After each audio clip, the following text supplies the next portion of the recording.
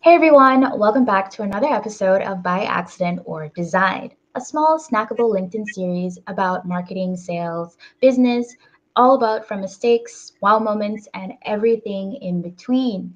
And today I have an amazing guest with me. It's Cinneah El-Amin, and she is the founder of Flynance. And we're going to get into that. But not only is she an entrepreneur, but she's also somebody who is groundbreaking. She has built an entire community teaching women how to be 9 to 5 hotties, building wealth, claiming the lifestyle that they want now without shame, because you know how women, we have to apologize. She is saying, do not apologize, go after it.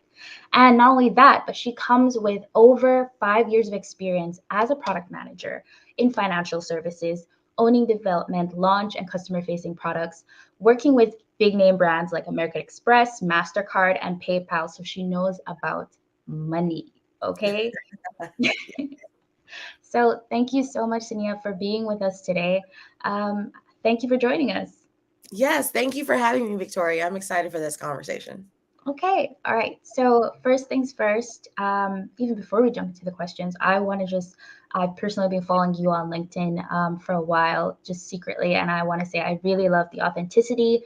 I love the community and the conversations in the comments with some of the things that you have sharing, and I can see that you've really built a strong community. You know, you are someone with influence. You are a thought leader Yeah. in a way. So I really appreciate that. Thank you. Thank you so much for saying that. Okay, so let's jump into the questions. What are some ways someone can use the skills they already have or a natural talent to make money doing something you love? So we live in a world where one, your job is not secure. There's a lot of apparently we're going through a recession. A lot of tech companies are letting people go in different areas, not just software engineers. We live in an era where you're not married to your job and you have to monetize or be your own brand ambassador, your own influencer in a way. So what are some ways that people can use that talent and monetize it in a way that doesn't feel extremely soul sucking? I should add that too. Yes, that's a great question. I think right now there are really two main lanes that I see folks can repurpose their skills and pivot into making more money. I think one, if you work a traditional 9 to 5, there's no better time than now to really crystallize what those skills are and align them with job titles that you may not even know exist, right? So a great example I love to give is the woman who's an administrative assistant who has all of these years of experience managing projects and just kind of being that central hub for a lot of different stakeholders, doesn't realize that she has the same skills as a operations manager or a program manager, that and those job titles could be paying her a lot more for her expertise and experience without her having to upskill. So I think that's one lane, is really just crystallizing what are those well-paid transferable skills that you have and starting to align them with the job titles that you may not even know exist. And they can exist across tech and other well paid industries.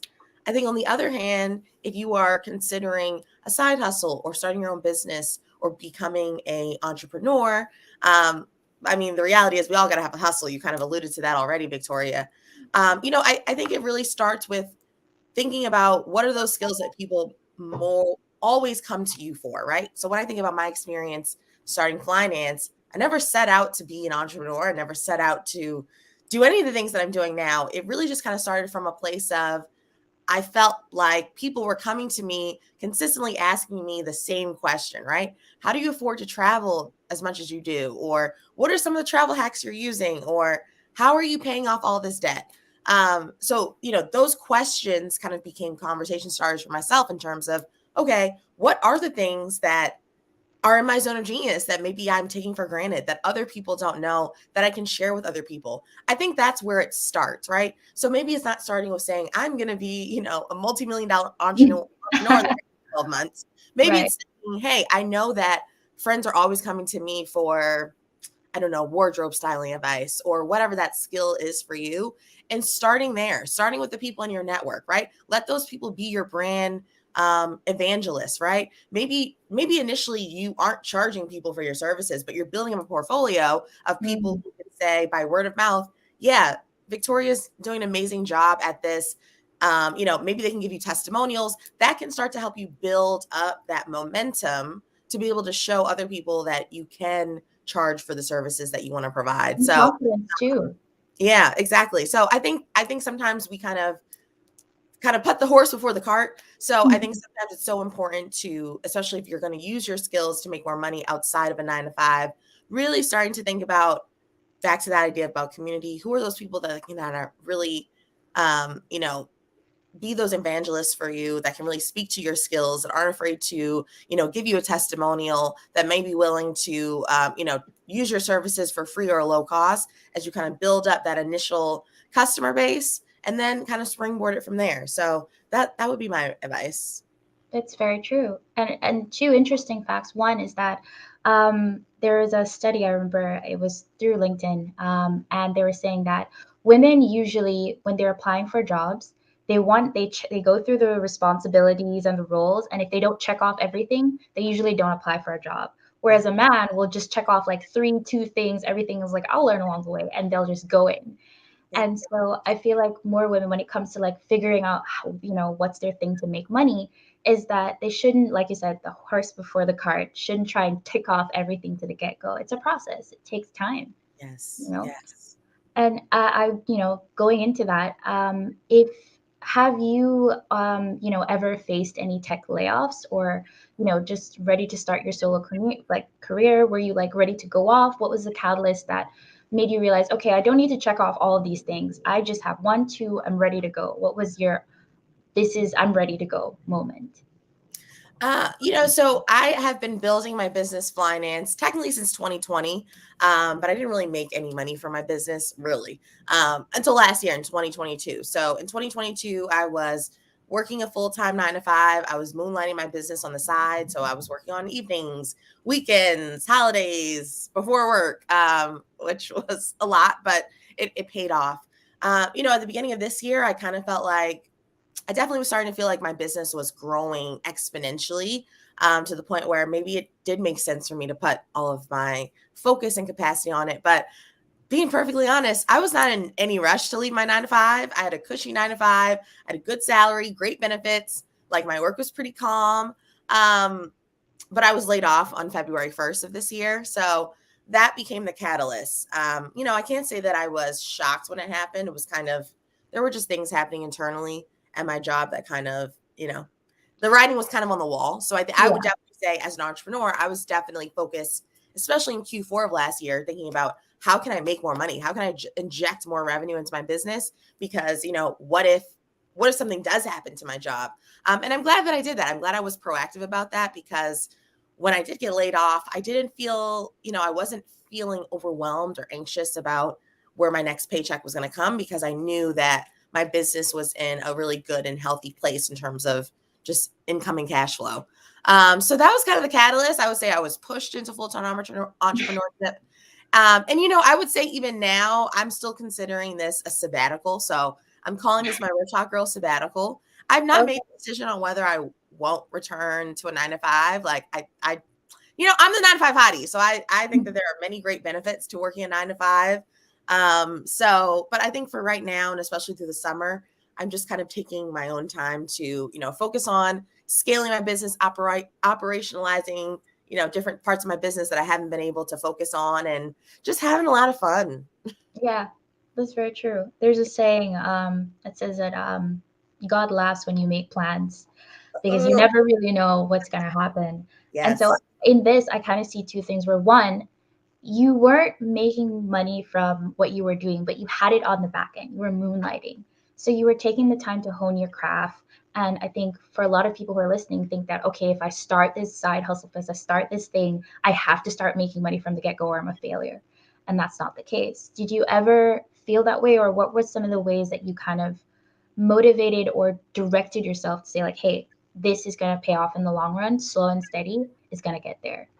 Ooh, yeah, that's a great question. I can't lie, it was frustrating, I would say, especially in 2021. 2021 was a very frustrating year for me, as a creator, because I was starting to see my community grow. Like, maybe that year I had like about like 20,000 followers. I might have grown to about like 50,000 followers on Instagram. So, I was still growing as a creator. But it was frustrating because I think at that time, I didn't really know what my zone of genius was as it related to finance, right? Like I could create great content that people wanted to consume. I would have really engaged, audience on my Instagram lives or when I did workshops, but that consistent revenue wasn't there in my business. Like I think in 2021, I only made top line like $20,000 over the whole year. And that was mostly through like brand collaborations. So it was frustrating. And one of the things that I did was I realized that, okay, well, my zone of genius is not figuring out all the nuts and bolts of my business, right? So I invested in a business coach, really just someone to help me figure out what is my customer journey? What is my messaging? What is my positioning? Who is my target audience? Some of those things, were the first time I'd ever thought about those things, right? I don't come from a background in marketing and sales. Yeah. So it was helpful to have an expert kind of walk me through that. And, even as we worked together early on, I didn't immediately see the return on investment, right? Like there was still some things that I feel like I needed to work through. But then I would also say that when I really started to make money from finance, it required me to evolve what I thought I would be showing up and selling as, right? So, I mean, before 2022, I never used the term 9 to 5 hottie. I never talked about career. But it wasn't until I just made a piece of content talking about my salary journey and it completely blew up. Like every time I would talk about like what I do for work, how much money I made as a product manager, just talking about product management, it would go viral. And I was just like, oh, this is what people want to see from me. And again, before I ever even made money, I was just like, oh, well, let me think of a way that I can just continue to capitalize on this from just like building an audience perspective. So I made a free guide. And I was just like, okay, well, folks can give me their email and they'll get this free guide. I'm just going to lay out, just basic information that I, again, sometimes would take for granted in terms of helping what helped me in my career that I could pass along to other people with other resources. And in 1 month, 10,000 people had downloaded that free guide. That's a lot of leads. That's a lot of leads. And I think from that, right, that gave me enough data points to say, oh, this is more aligned with what people need. This is what my market fit is, right? So back to what you said earlier about it's a process in terms of going from, having an idea and actually making money from your ideas. Sometimes that initial idea that you have may not be the one that, the market wants from you, right? Like here I was talking on finance. I was talking about travel hacking. I was talking about all of these things that are related to travel and people got a lot of great value for it. I had made a little course in 2020 that I sold that I might've made over the lifetime of that course, maybe $10,000 from. But then, here, fast forward to 2022, where I'm really moving with the market. I'm letting my audience and community tell me what they need from me.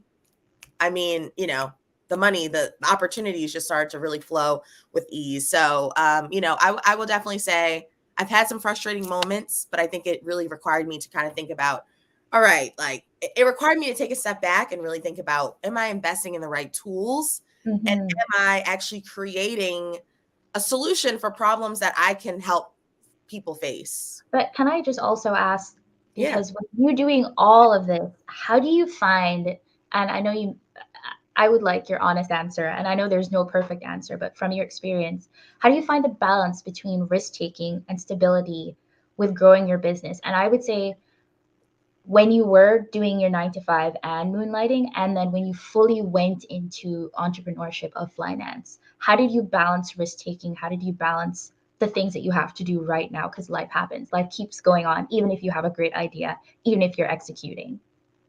Yeah.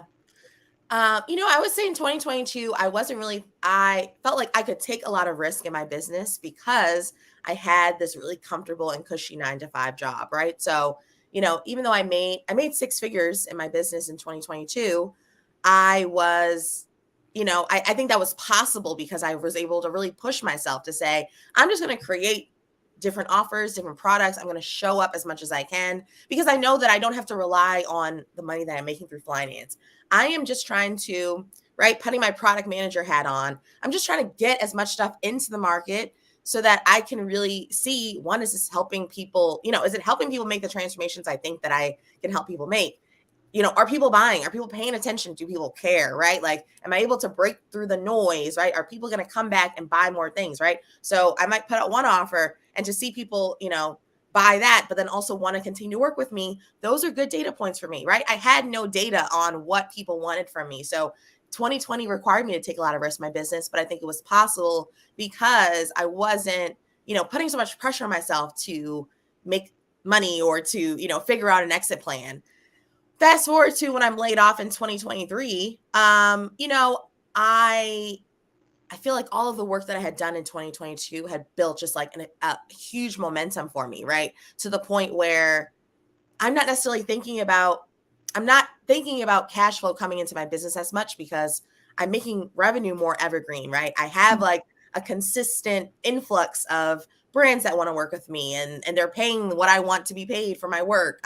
In addition, right now, because I've spent all this time in 2022 creating these different offers, right? I have something that I can funnel people to, right? So no longer are the days where I'm just funneling people to my free value, which I continue to give, through social media, through my newsletter and other places. But now I actually have products that I can offer people when they're looking for more support on the topics that I talk about.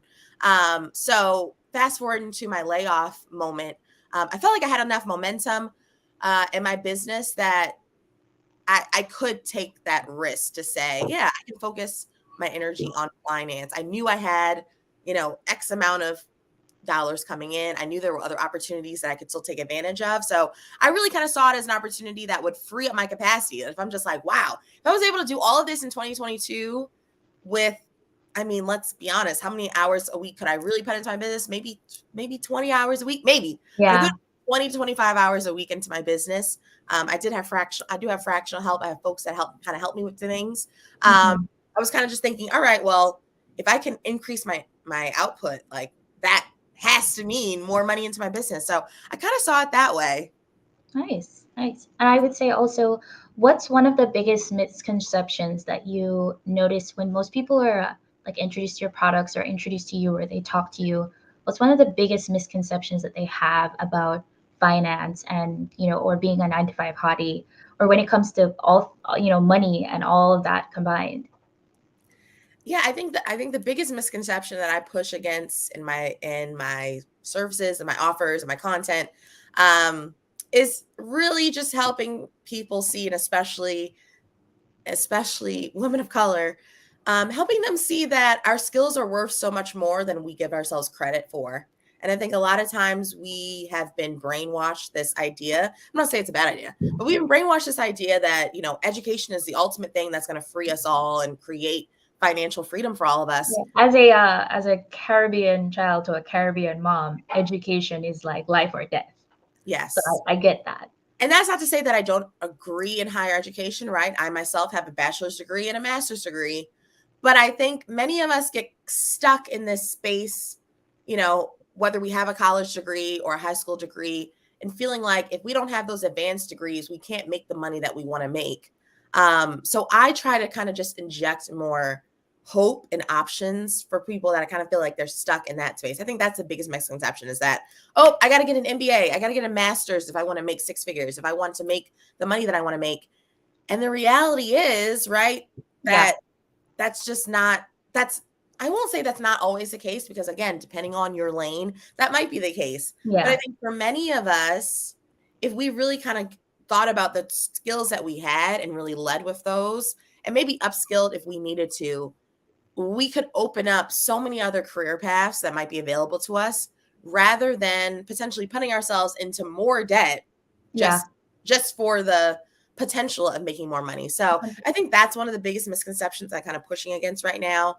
Yeah. And I think also another big misconception, and I think why people really continue to be drawn to finance is I'm really just pushing against this narrative that having a 9 to 5 is not a way to build wealth, right? That only Right. entrepreneurs can build wealth, that if you're working a 9 to 5, you'll be a slave to the man. Many of us, there are many people who are next door millionaires from their 9 to 5s through the, options they were able to use in their 9 to 5 and the investment accounts they were able to create through their nine to Diversified five. portfolio. Exactly. Right. So I'm also pushing against that narrative that, having a 9 to 5 can be a strategic way to build wealth. It can be a strategic way to, build up enough capital to invest in other assets, right? It doesn't have to be mutually exclusive. That is very true. Yeah, 100%. I also think, so let me address 2 points. One, I also think a lot of people in our generation, like put together, is that we were taught in an education system that wasn't yet prepared or exposed to all the advances that we have now. Yeah. There's so many professions and so many jobs that don't have names, and they don't exist yet because there's so much to explore.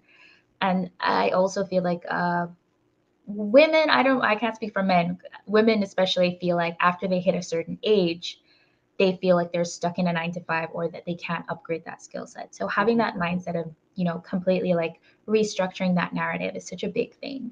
Yeah. Um, one of the, wrapping up, one of my last questions that I want to ask you is, what's the best and worst advice you've ever gotten in your entire life, professionally or personally? Yeah.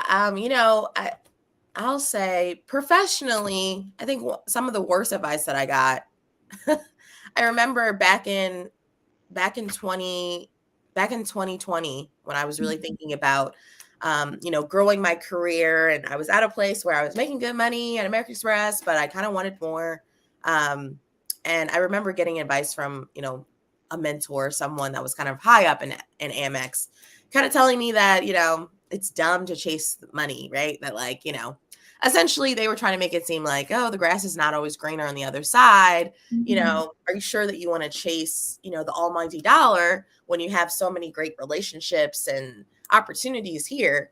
And I say that that was the worst advice that someone could have given me at that point, because I think that person meant well. I think they had good intentions, but I don't think that they really just kind of understood where I was financially and how much, working towards more financial stability was ultimately what I needed. That was what was most important to me.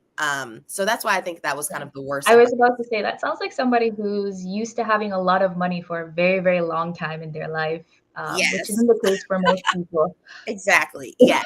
Yes. No, I gotta be honest. I've definitely worked in some 9 to 5 cultures where there were a lot of people of privilege, right? So these conversations just didn't matter to those people, because at the end of the day, they had a silver spoon that they could rely on. Anyway, Yeah. but I would say professionally, some of the best advice that I, have gotten has really just been about how to kind of continue to show up authentically as myself in whatever room, I'm put in. What does authenticity mean to you in a sense? Because it means so many different things. It's Yeah. thrown around, but what does it mean specifically to you as the entrepreneur, as the person that you are, because you are more than an entrepreneur, Yeah. um, as a financial expert? I think authenticity to me means showing up, with the good and the bad and the indifferent, right? Like I think being authentic means not being afraid to show off the flaws, the differences that we all bring, right? So I think about myself as someone being a curvy young Black woman who's worked in corporate America. I've worn the long nails, I've worn the locks, I've worn the weaves, right? So even just how I choose to express myself in terms of beauty, in terms of fashion, that's one way that I've shown up authentically for myself, even when, as we know, because there's studies that have been done on this, there was an overwhelming, kind of pressure to conform in terms of how I looked and how I showed up in those spaces. And then I think even taking a step further, as I started to build more skills and build more of a professional brand in these spaces, not being afraid to speak up for, the voices that aren't in those rooms, right? I think we need more of that. And I think if I hadn't had those experiences in my 9 to 5, I probably would have never had the courage and confidence to then create on social media, right? Because to any creators out there, how challenging it can be to put your ideas out there, to have people potentially troll you, to have people, 100%. like And people have no chill when it comes to commenting because people at just all, they just go at you. at all. Exposing yourself on social media, it can come with a lot of pluses, but you have to be prepared for also, the potential for people to just kind of misunderstand you and your story. So I think I have to take that in stride too. I've been dragged on Twitter a couple times, you know. So, but I think that that adds to my Yeah. authenticity story, right? I'm not here to sugarcoat. I'm not here Yeah. to, you know, I'm here to tell the story that makes sense for Yeah. me. I'm And here if to you were share. only getting good comments and no negative comments, that would also be a cause for concern because you're actually making people think. You're actually evoking a certain emotion, whether that person's right or wrong. Yeah, exactly. So that would be kind of like my reflections on good and bad advice I've received over the years. Okay, I love it. Thank Yes. you so much for taking the time to just be on the series with us. Where can our viewers find you? Yes, you can find me at Flynance across all platforms. On Instagram, I'm at fly.nance. That's FLY.NANCED. Hit me up on LinkedIn. My first name, last name, Cinneah El-Amin. And you can also check out my website, flynance.com. Nice. Okay. Thank you so much, Cinneah.